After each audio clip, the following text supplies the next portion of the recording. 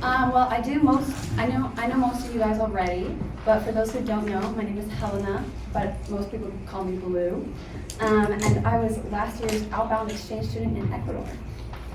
A little context, Ecuador is a very, very small country located on the equator of South America.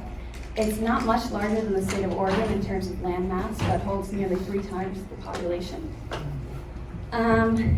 Ecuador is very unique in terms of geographical diversity. It contains 4 distinct regions containing, they go by many names, but most commonly referred to as the Amazonia, the Sierra, the Costa, and the Insular region. But first we have the Amazonia, one of my favorites. It is the easternmost region of Ecuador and holds Ecuador's own little piece of the Amazon rainforest. It is also home to a diverse amount of animals, including monkeys, birds, and my personal favorite, the kinkajou. It is the best animal you will ever meet. Next up, we have the Sierra, which is where you're going to find the Andes mountain range, including peaks as high as 20,000 feet, such as Chimborazo, Cotopaxi, and Cayambe, I believe. Along with its beautiful landscapes throughout the Sierra, you'll find very mild temperatures year-round with an average of 50 to 70 degrees Fahrenheit, depending on your altitude. And because it's located on the equator, no temperatures really change throughout the year in all of Ecuador. And then we have the Costa, which is an area that stretches 2,237 kilometers from Peru to Colombia. And you'll find here an array of stunning beaches that are visited by both locals and foreigners alike. This is the most populated region of all of Ecuador, and subjectively my favorite, since I was able to travel throughout the country, but I got to call this region home. Next up we have the Insular, which you'll probably hear as the Galapagos Islands. The Galapagos Islands are a collection of islands off the coast of Ecuador, world famous for their unique array of animals and plants that are exclusively in that area. You guys have probably all heard of Charles Darwin, I'm assuming. Oh, yeah. Yes. Good buddy of mine. Oh, His boat's the Beagle. yes, he was a very influential dude.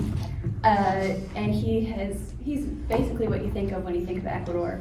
Ecuador's not very much on the map except for Charles. But you may have also heard of the famous tortoises that live on the island. They're known for living well past 100 years. For reference, this is a tortoise compared to a full-size cow. It's not my best picture, but it was a good scale.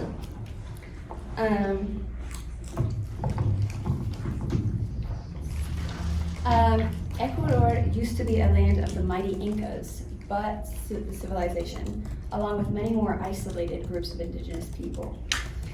It was conquered by the Spanish and colonized in the 1500s, along with most of South America.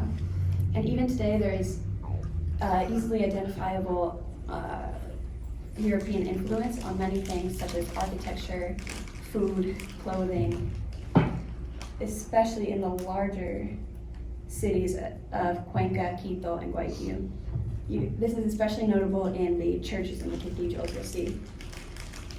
And the pastries. You can't really find pastries outside of the larger cities, which sometimes is unfortunate, but instead you will get the traditional food, which contains specialties of cow tongue, larva, and guinea pig, which not all are as delicious as you might think. But more commonly you will find an array of meats and cooked banana. Speaking of bananas, I lived in a city called Machala, which was the 6th largest city in Ecuador, and is known for its export in cacao, shrimp, and most famously bananas. It is the world capital in banana trade. I was lucky enough to live with two wonderful, incredible host families. My first being the Astudillos. I lived with my three brothers and my dad, who was the fire chief of our province, and my host mom, who taught me all the Spanish I know today. My second host family, I lived with my host grandma, Carmen, and I just lived with her, but I had an array of cousins, aunts, and uncles that were always visiting, including another exchange girl named Emma. I attended secondary school while I was away, and although it was hard at first, considering I didn't know anyone or speak any of the language, they were so welcoming and incredible to be around, and I found lifelong friends there. I also, as well as the locals I met, I was best friends with the other exchange girls.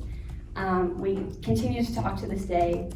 We're still best friends. We call all the time. And they're my friend Emma. In the second photo, she's planning on coming to visit in the spring. And then finally, I want to say a big thank you to Rotary. This would not have been possible without any of you guys. You guys have most literally given me the world, and I will forever be grateful for this opportunity.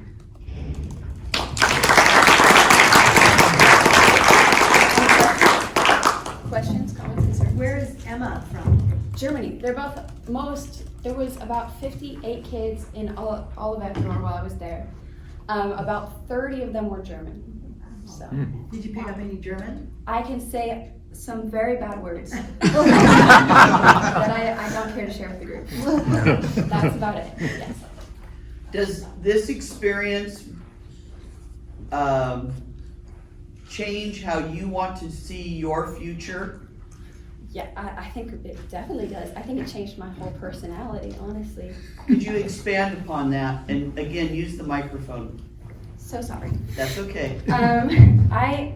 I've definitely seen a lot of changes in myself. I've become so much more outgoing, so much more confident, which I definitely did not have. Like a year ago, I would not have been. I would have been crying in the back instead of doing this presentation, which we're working on. I feel like I gained a lot more sense of the world, and not just the other countries, but the perspective of our country that you see from outside of the U.S., which I think was really interesting, and it made me think a lot about my future and future career opportunities. Yes. Was the coursework, the schoolwork down there a lot like what's here or different? In a way, yes. They didn't really make me do the schoolwork.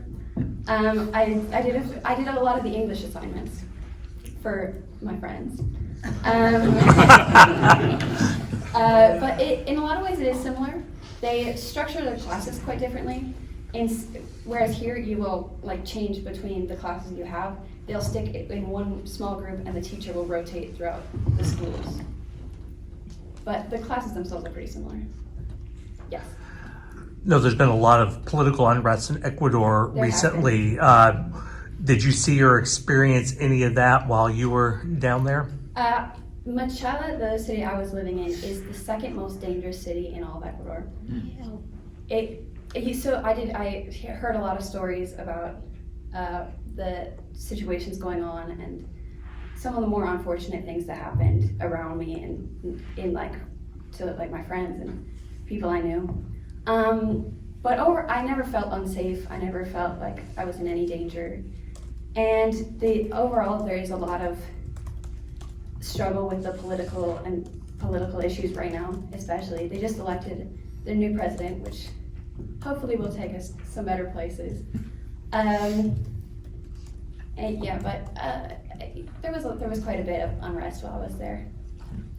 Not as much in the touristy regions, but more in the cities themselves, especially in Machala and Guayaquil. You'll find a lot of that. I'm sorry if I missed this, but when you came back, what grade were you here?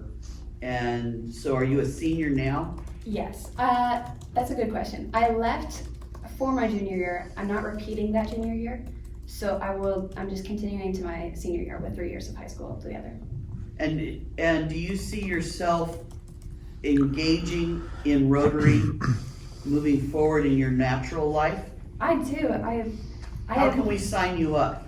How can you? I can, Oh, because I'd that's love all it. about membership, baby. Oh my gosh, sign me up right after this. All right, got it. No, I've always loved this group especially, and I've traveled around to the other district conferences before I left. And I've even seen the international Rotary groups. And Rotary around the world is an incredible organization, and I'm really grateful that I got to be a part of it. Yes. You showed the guatita, the Oh, cow yes. tongue. What did Oh. you think of the guatita? That is a good question. It's not my favorite. Guinea pig, I can't say I enjoyed it as much as they wanted me to. They had this funny habit of just putting a plate in front of me and being like, oh, what do you think of it? And I'll be like, oh, what are you feeding me? And they're like, no, just tell me what you think. And I'm like, oh, okay, it's okay. And they're like, it's cow tongue. That happened on multiple occasions. My wife experienced the same thing when she was when she studied down there in college. Well, what about the larva? The larva, I took a very small bite and considered that trying it. The ants were actually surprisingly okay. Like popcorn? They were like popcorn kernels. Yes. Did you get to the Amazon and what was your experience there? I traveled to the Amazon. There was a trip with Rotary. I traveled before that with you guys remember Juan David? Oh, Yeah? His family took me to the Amazon rainforest. Yes. Yeah, I didn't live with them, but they took me. They just had me around a lot of the time. And it was incredible. We got to travel around to they took us to the indigenous area with these photos. Oh no. Oh, Oh, boy. so sorry. But they took us to see an indigenous tribe from the Amazon. While Helena's working on that, I just want to give a shout out. I'm Helena's school counselor at Forest Grove High School, and I can just speak really hugely, and I just want to speak bigly to this, what she said about her confidence building, because the blue that left me and the Helena that came back is just incredible. It was an incredible growth point, and it was just so visible when we met the first time when she came back here and we were re-enrolling. So that was huge. And then I'm going to put a plug out there because she has her friend Emma coming from Germany, and some of the limitations that we have in our own systems, we can't have Emma just come and hang out and go to different classes and get that experience.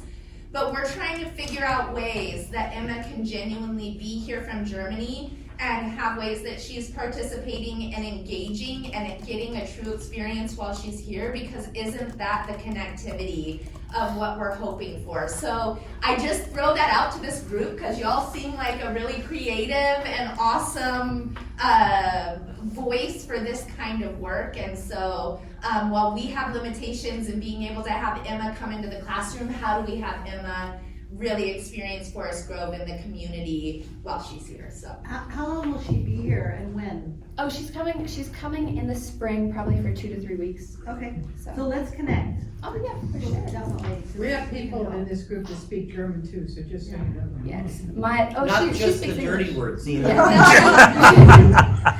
She speaks English perfectly. Evelyn does, Evelyn's Yeah. fluent. Oh, And yeah. John Ball. John Ball. Definitely want to support her and you and your community. Thank you guys so much. And thank you to Miss Cox. She has made it possible for me to graduate on time. So she's gonna graduate on time and doing amazing things. So Awesome. I'm very that's grateful for her. that. That's her. For the Amazon, this was when we went, and they took us to this indigenous. I didn't understand a whole lot of Spanish at the time, so I did not know what was happening. They just kept handing me animals and painting my face, and I was like, oh. But it was an incredible experience. They let me hold this little kinkajou, best animal What in makes the it the world. best animal? It's just cuddly. It's so cuddly. It's very soft. He has the longest tongue that you can't really see right now, but Did you bring one home? I considered it, but I don't think they would have let me know. It's illegal. But some things are worth bringing along. Kinkajou. Spoken like a true Rotarian. I'll talk to you later. Sorry, I didn't mean it. Yes. Could you expand upon your trip to the Galapagos Islands? Did you I have restrictions, things you could or couldn't do, how long were you there, et cetera? went to the Galapagos with Rotary, and it was My personal favorite of the Rotary trips that I went on, they took us snorkeling, they took us to see the tortoises, they took us just for walks on the beach. It was the most beautiful islands I've ever seen.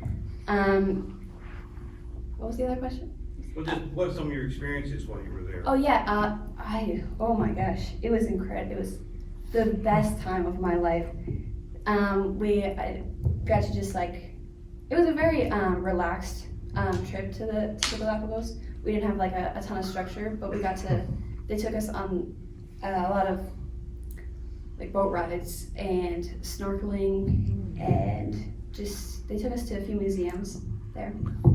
The restrictions, it's not very restricted. It's a very touristy area of Ecuador, so there's not a whole lot of restrictions when it comes to traveling and stuff. The living restrictions are more serious around that area. You're not, I believe, I could be wrong about this, but you're not allowed to move there. You have to be born in the Galapagos to live there, or you have to marry in. They don't want a ton of people coming to live. Were you able to see any ruins of ancient civilizations? I did not. I think you'd find those more in the mountains. Okay. I saw there's a very small little area in Guayaquil right by the airport, and it's kind of ruins. It's like something happened here, but it's not a very in-depth look at anything. So I didn't see any of that while I was there. I know, just the same suspects. So, would you encourage your classmates to do this? And if so, what would you tell your classmates about this opportunity that they should take advantage of? I'm encouraging everyone to travel as much as they can. I think not only to Ecuador, although I do think Ecuador is a good place for almost anyone because of the diversity in culture, in land, in climate, everything. So I think everyone can find something there. I do think the exchange trip in general is, I know it's not for everyone. I know a lot of people will miss home, and it's not something that just anyone can do, but I believe that it truly may change my life for the better, and I would, if I could do it again, I would, easily. You know, you can like pursue exchanges when you're going to Yes. university. I am already looking into that. Great. I'm also looking at universities abroad for when I apply. We'll see. Anything else?